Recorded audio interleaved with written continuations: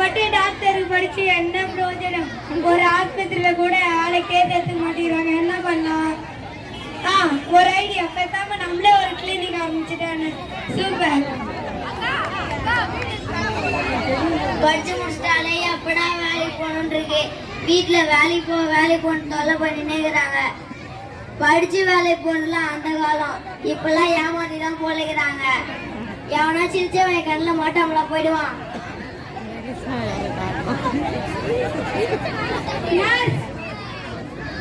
சொல்லுங்க டாக்டர். வெளியோடு போக மாட்டோம். டாக்டர், உங்கள் நோய் குணமானால் மட்டும் 500 ரூபாய் தர வேண்டும். அதே உங்கள் நோய் குணமாகவில்லை என்றால் 2000 ரூபாய் திருப்பி தரப்படும். சரி டாக்டர்.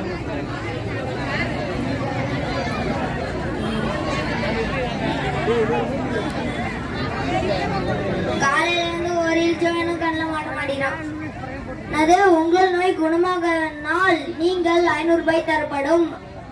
அதே உங்கள் நோய் குணமாகவில்லைனால் திருப்பி 2000 ரூபாய் நாங்கள் தரப்படும். டாக்டர், டாக்டர் எனக்கு நாக்குல சுவையே இல்லை டாக்டர். நாக்குல சுவை. நர்ஸ்,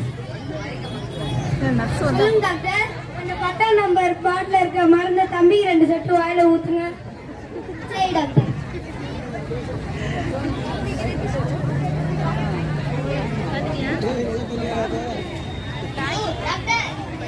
பெட்ரோல் தம்பி, இப்ப உங்களுக்கு நாக்குல சுவை வந்துருச்சு. எடுங்க 500 ரூபாய்.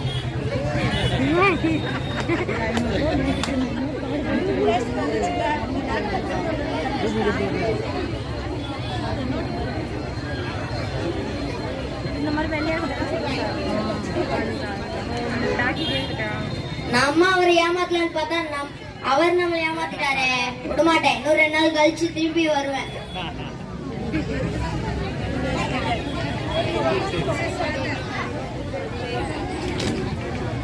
டாக்டர், என்னாச்சு தம்பி? உட்காரு.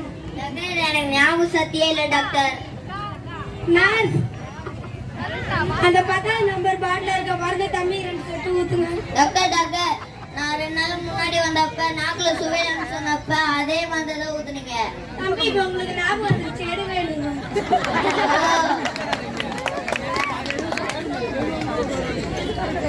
இந்த டாக்டர் நான் விடமாட்டேன். திருப்பி 2 நாள் கழிச்சு வருவேன்.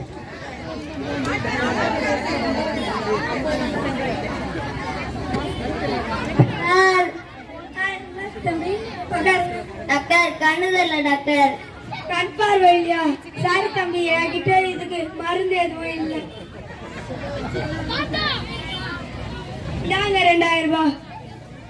டாக்டர், 2000 ரூபான்னு சொல்லிட்டு 500 ரூபாய் நோட்டு கொடுக்குறீங்க. இப்ப உங்களுக்கு கண் பார்வை வந்துருச்சு. எடுங்க 500 ரூபாய். நாங்க டாக்டர். நான் கொடுத்த 500 ரூபாய் ஃபீஸ் 500 ரூபாய். ஐயோ, நாங்க டாக்டர்.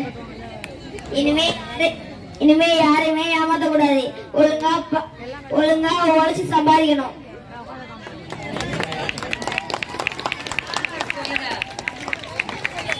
நன்றி, வணக்கம்.